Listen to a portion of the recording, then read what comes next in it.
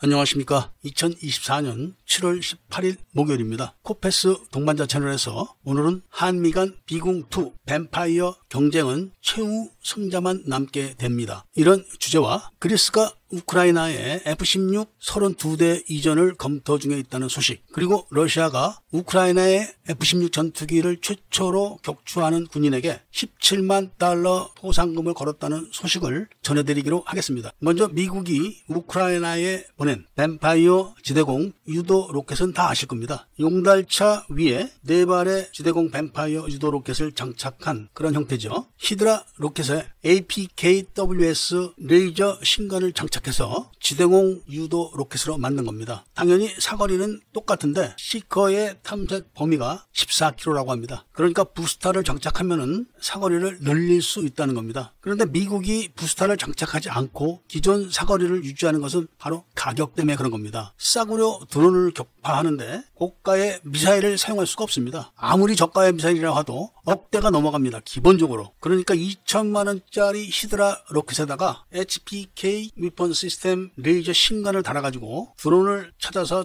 때리는 겁니다. 그래서 이것을 일단 소량으로 우크라이나에 보내서 지금 시험을 하고 있는 겁니다. 그런데 우크라이나에서 이거 정말 끝내준다, 딱 소리 난다, 이런 이야기는 나오지 않고 있습니다. 반면에 우리나라도 비공2 사업을 준비 중에 있습니다. 비공하면 다 아시는 것처럼 지대함, 함대함 이렇게 되어 있고 구경은 70mm, 130mm 이렇게 있는 건 다 아실 겁니다. 그런데 이거를 지대공, 함대공 이렇게 지금 전환을 시키려고 하는데 우리나라도 레이저 신관 기술은 다 있습니다. 잘 아시는 신궁과 천마도 바로 이 레이저 신관을 사용합니다. 그런데 이게 구경이다 보니까 레이저 반사 탐지 물체가 2m 이상 크기만 감지가 되는 겁니다. 그래서 신궁이 드론을 잡지 못하는 거고 우크라이나에서 활약을 못하는 겁니다. 그러니까 우리나라가 반사되는 거리를 2m에서 30cm 정도까지만 낮추기만 하면 되는 겁니다. 방법은 상당히 여러 가지가 있다고 하는데 문제는 가격을 낮추면서 탐지를 하는 거, 바로 이게 관건입니다. 한국과 미국의 경쟁하는 가장 핵심이 얼만큼 가격을 낮게 우수하게 만드느냐, 바로 여기에 있는 겁니다. 한 발에 대량 생산을 했을 때 2천만 원 정도면은 굉장히 가성비가 높은 겁니다. 물론 아주 작은 상업용으로 만든 저성능의 저위력 드론들은 기관총으로 얼마든지 잡으니까 어느 정도 위력이 있고 성능이 나오는 것들은 그래도 몇 천만 원은 가기 때문에 바로 이런 걸로 잡으면 되는 겁니다. 잘 아시는 것처럼 비공이 히드라보다는 사거리가 깁니다. 최소한 3km는 깁니다. 사거리 8km면은 웬만한 드론이나 무인기들은 다 잡습니다. 지금 전 세계가 만든다 또는 개발했다 하고 자랑하는 대드론, 대공포들은 사거리가 3km에서 4km입니다. 그러니까 비공2의 사거리 8km면은 웬만한 건 다 잡는 확신이 있기 때문에 가격만 양산을 했을 때 2천만 원, 그러니까 대량 생산을 전제로 하는 겁니다. 왜냐하면은 세계의 모든 나라들이 다 이거를 군에 전력화를 시켜야 된다는 전제로 그러는 겁니다. 이렇게 되면은 뱀파이어 지대공 유도 로켓은 판매를 할 수가 없게 되는 겁니다. 바로 이런 가성비 때문에 다른 나라들이 만들고 싶어도 비싸기 때문에 만들지를 못하고 눈치를 보고 있고 미국이 선발주사로 지금 나서고 있는 것이고 한국이 눈여겨보면서 한 발 한 발 지금 다가서고 있다는 말씀을 전해드리고, 다음 이야기는 그리스도 우크라이나에 F-16 전투기 32대를 인도하겠다, 이런 지금 검토를 하고 있다고 합니다. 이미 우크라이나에는 F-16 전투기가 도착하고 있습니다. 우크라이나는 많은 기대를 하고 있고 특히 F-16 전투기에 장착되는 무장을 러시아 본토를 공격하게 해달라, 이런 요청을 강력하게 하고 있는 겁니다. 여기에 대해서 다음 소식은 러시아가 우크라이나의 F-16 전투기를 최초로 격추하는 군인에게는 17만 달러의 상금을 주겠다, 이렇게 지금 상금을 내걸었고 우크라이나 F-16 전투기를 잡기 위해서 많은 지대공 무기들을 정밀하게 인스톨하고 있다는 소식이 전해지고 있습니다. 여기에 대해서 폴란드는 폴란드 영토에서 우크라이나에 있는 러시아 대공 미사일을 유격하는 이런 계획도 갖고 있고 나토의 조기 경보기들이 대량 투입돼서 우크라이나에게 공중 정찰 정보를 제공하기로 했다는 소식도 전해지고 전쟁 양상이 달라지는 것을 피부로 느낄 수 있게 되었습니다. 우크라이나가 운영하는 F-16 전투기는 최신 사양 기체들이 아니지만 많은 우크라이나의 조종사들이 미국이나 유럽에 파견돼서 위탁 교육을 충분히 받았기 때문에 좋은 작전 성과를 낼 수 있다는 기대를 바라면서 오늘 이야기를 마치고자 합니다. 애국 시민분들과 밀매분들께서는 구독을 꼭 해주시고 좋아요와 알림 설정을 부탁드리면서 이야기를 들어주신 데 대해서 감사드립니다.